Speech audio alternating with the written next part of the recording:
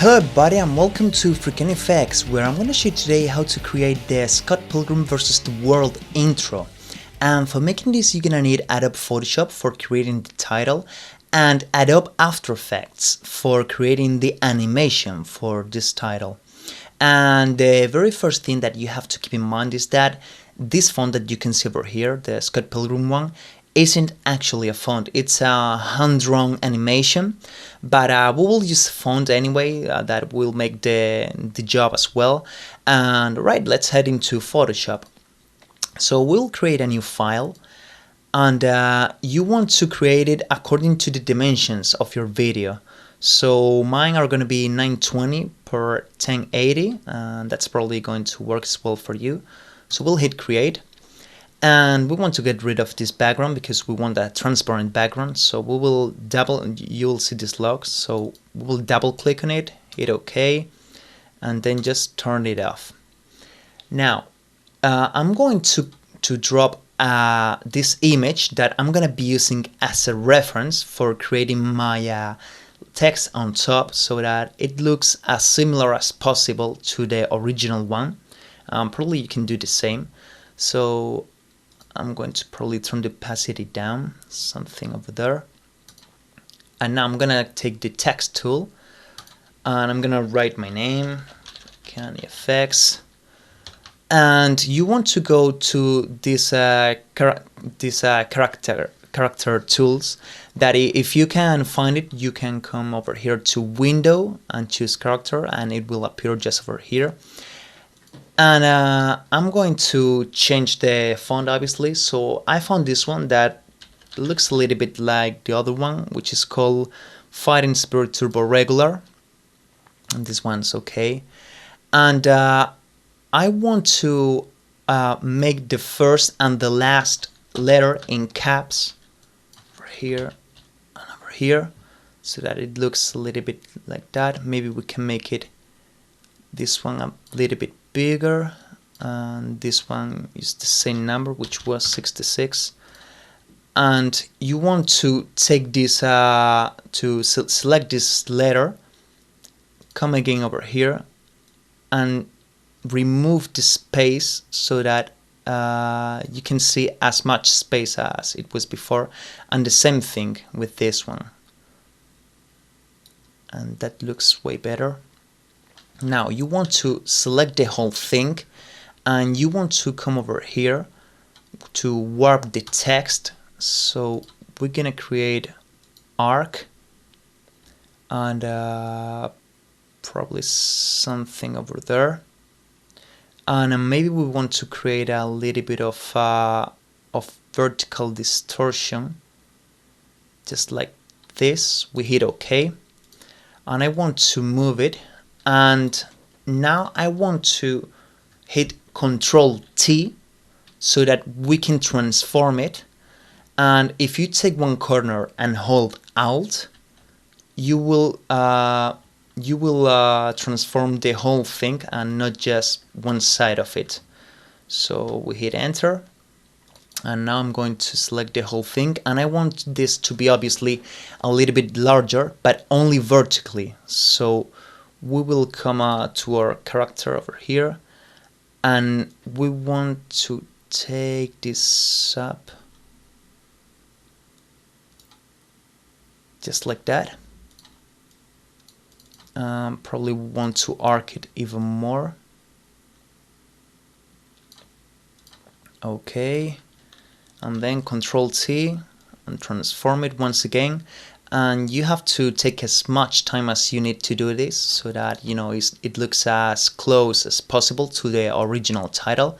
Once you're done with that, we can head to the next one.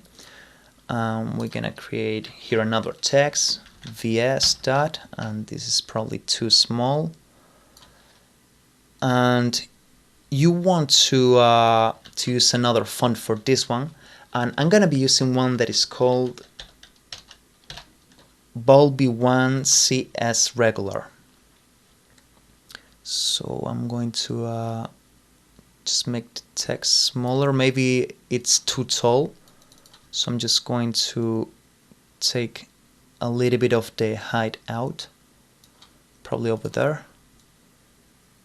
Probably I'm going to make it a little bit bigger, and then you want to duplicate this text, and for duplicating you have to select the layer in Photoshop and then hit Ctrl J, and you make a copy over there. We take it down, and we're going to change this and make it a little bit larger, so somewhere over there. Now if we turn off our reference image, we can see that we have this image, which is looking pretty good already.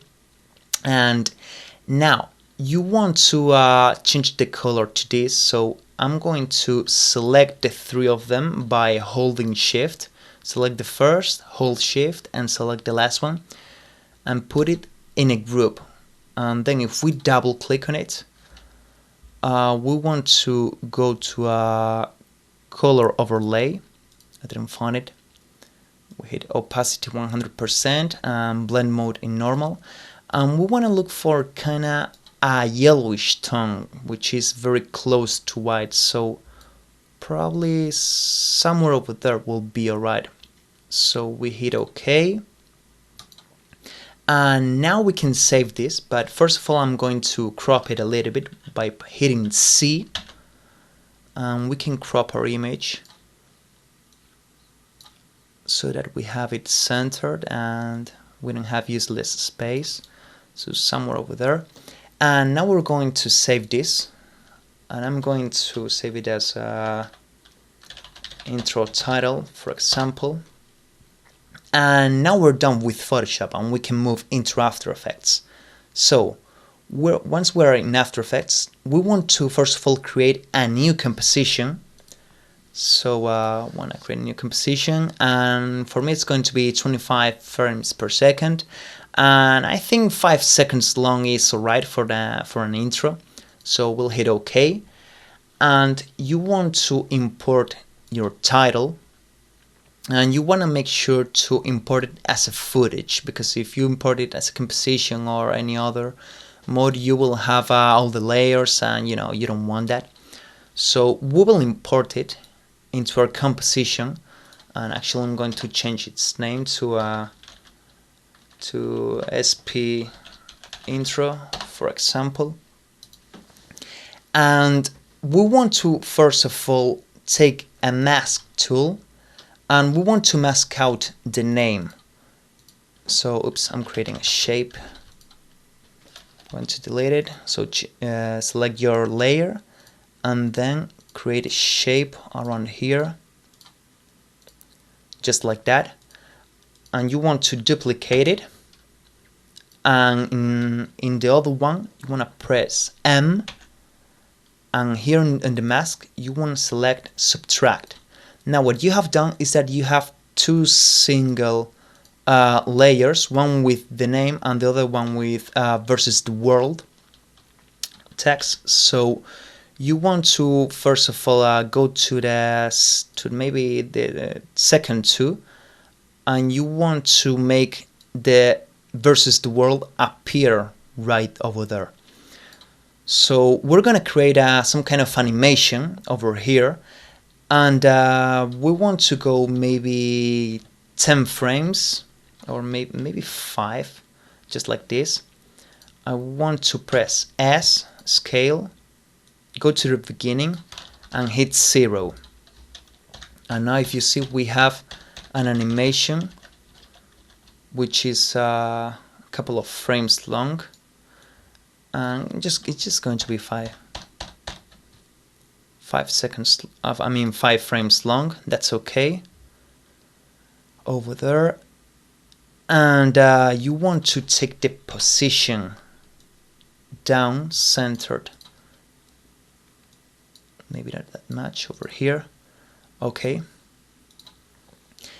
and after it appears just like that, probably 2 seconds is too much, so you want 1.5 seconds, and go to the position, make a keyframe over there, and go maybe 10 frames forward. or some, yeah, maybe until the second 2, and then bring it up a little bit over there. And from here, you want to make this versus the world text appear from the very bottom of the screen. So you want to take it down, hit P to go to the position and animate it a little bit. So you go to the beginning and you make it appear from the bottom. So now if you play your animation, you will see that it's just like that, which is looking pretty good already. And now we want to pre-compose this because we're going to play a little bit to give some kind of wiggle, some kind of movement so that it looks nice. So we're going to pre-compose this too into text animation. We want to give a little bit of wiggle to this. For making this, we're gonna write some expressions. So you want to hit P to go to the position settings and click here by holding the Alt button. So Alt click, and you will get to the expressions tab that opens here, and you want to write wiggle, you open brackets, and 2,10, for example. That might work, and you'll see that it has some kind of wiggle. And you want to animate also a little bit of the scale. So if you hit S, maybe go to the very end, put a keyframe there, and then go to the beginning, and we can go maybe 90. So now, as you can see, it starts to look a little bit more dynamic. It starts to look good. And you want to now create a new null object because I want to give even more movement to this. So I'm going to hit P and Alt click the position of the null object, and we can write, for example, wiggle 20,2, for example. And you want to parent your text animation precomposition to the null. Now this is starting to have a very organic animation. It looks very nice. And you want to precompose these two once again. So we will take these two layers, right click, precompose, and we will call this, for example, text wiggle. We hit OK. And we want to duplicate by pressing Ctrl D. And we want to put a couple of effects to this one. So the first thing that we're gonna do is looking for the shift channels effect. Shift channels, put it here. We're gonna take the red full off and blue full off, and it's green now. So if you hit T, we can go to the opacity. And we can put it to something like 40, maybe 30, as much as we want. And we want to give a little bit of independent movement to the movement that it already has. So for making this, we will once again put some animation to this one by going into the P, by going to the position, and then Alt click and go for wiggle 20,10, for example. And now you will see that this starts to have an interesting animation, an interesting texture. And you want to toggle switches over here and put it into screen mode. And now it starts to look a little bit closer to that title that you can see at the beginning of the movie.